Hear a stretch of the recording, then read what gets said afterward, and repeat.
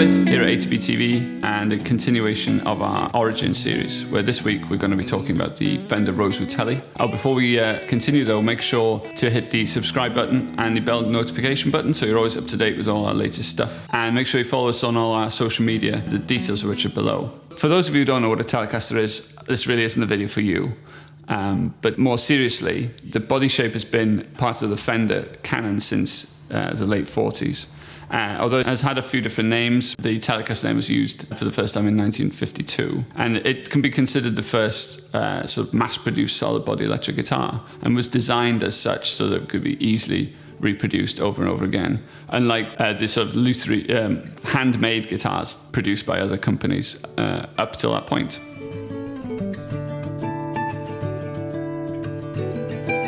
Well, to answer that question, we need to look at the man that came up with the idea, and that's Roger Rossmeisel.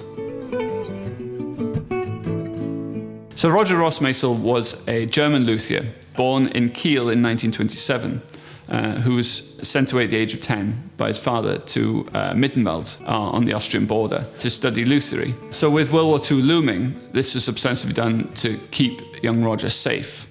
So eventually after the war, he gained his degree and returned to Berlin, where he set up a company with his father building archtop guitars. So his father named the company Roger, and they were seen as the first German electric guitar manufacturer. So Roger emigrated to America to escape his creditors. In the early 50s, his father had unfortunately been imprisoned due to some currency irregularities. And so Roger had taken over the running of the company. Now Roger, unfortunately, wasn't as good a businessman as his father and got the company into a little bit of trouble. So he decided to write a letter to Ted Carthy at Gibson to try and get work in America. Ted Carthy, seeing that he was a master builder, immediately took him on and paid for his passage to America in 1953.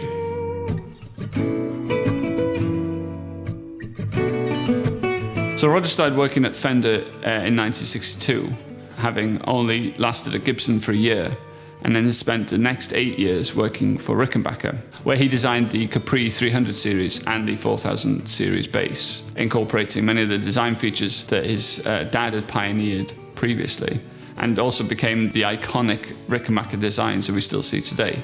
So on joining Fender in 1962, Roger's put in charge of the fledgling acoustic guitar department and introduces in 1966 the first of their acoustic guitars with the bolt-on neck. He also introduced many other things to the company, so the Wildwood finish, which was produced by injecting dye into the beech trees before they were cut down so that the stain would permeate through the grain. He also designed the thin line Tele as they were struggling to find lighter ash to produce the Tele, so this was an idea of how to make them a lighter instrument. He designed the Coronado and also the Limited and Montego archtop guitars as a last attempt to introduce the German carve into a Fender guitar. Unfortunately, by the end of the 60s, Roger was starting to fall out with the management at CBS, and so was given a role in the research and development department, building one-off instruments for artists. And this is how we get to the Rosewood Telecaster.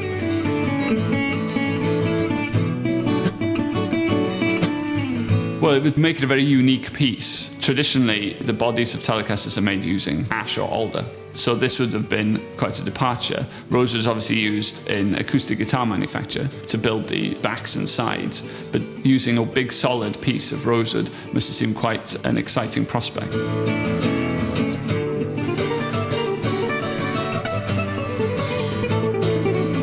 Not really. The bodies were constructed using two pieces of rosewood that were hollowed out to relieve the weight, and then they were glued either side of a maple piece. So for the prototypes, the necks were put together in two pieces, with the main section of the neck made from one piece of rosewood with a rosewood fretboard stuck on top. When the guitar came to production, they used the single-piece method that they'd been using since the 50s, where one piece of rosewood is cut to the shape of the neck with an integral fretboard, and the access to the truss rod is routed at the back with the skunk stripe.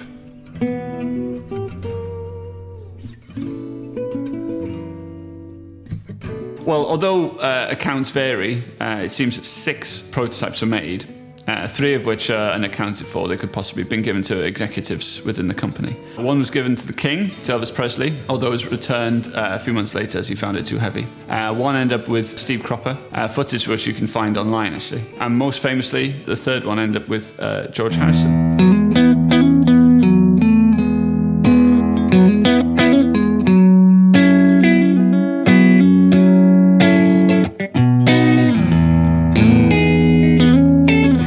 So the story of how the Beatles became connected with Fender is quite interesting, as realistically, Fender had missed the boat. The Beatles were already famous for playing Rickenbacker and Gretsch guitars during their sort of heyday. But by the mid-60s, they started using Fender guitars in the studio. And so Don Randall, who was by this point was vice president of the company, although he'd been associated with Leo Fender from the beginning, was sent out to meet the Fab Four in 1968. He'd had a failed attempt earlier, but in 1968 he went to meet with Paul McCartney and with George Harrison at the Apple headquarters. And there they hashed out a deal where they would receive instruments and backline, and George would receive his Rosewood Telecaster.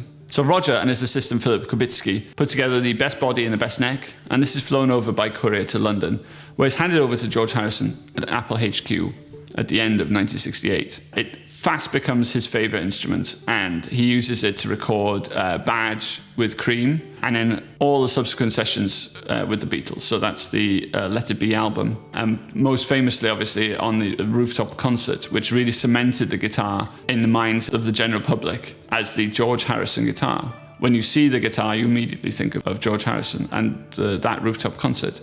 He then used it to record the Abbey Road album before the Beatles, unfortunately, disbanded.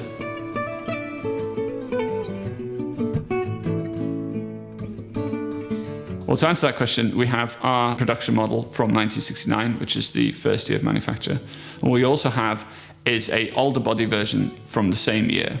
Now, interestingly, both of them have one-piece necks. So on the production version of the Rosewood Tele, they had a one-piece Rosewood neck. And on our older body version, we have a one-piece maple neck.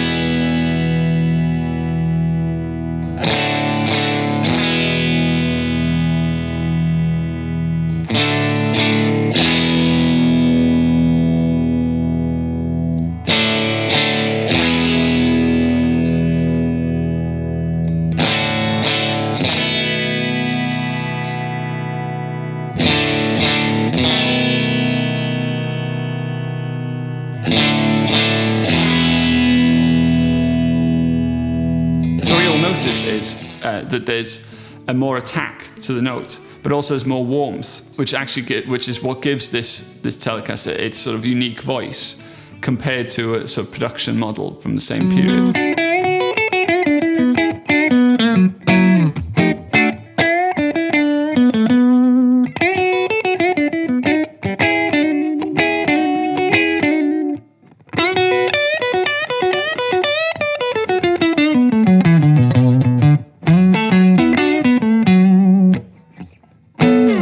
So the Rosewood Tele stayed in production until 1972, where it's discontinued, and has been reissued in various guises over the years to mark various anniversaries, and there's a Squire version and things. But it will always be associated with George Harrison and be this sort of mythical instrument in the Fender canon. Thank you very much for watching ATB TV and its particularly the Origin series. If you've enjoyed what you've seen, we have some other videos that you might also enjoy. So make sure you hit that subscribe button and the bell notification button for when we release our new things. So we've got new contents every week, which is very exciting.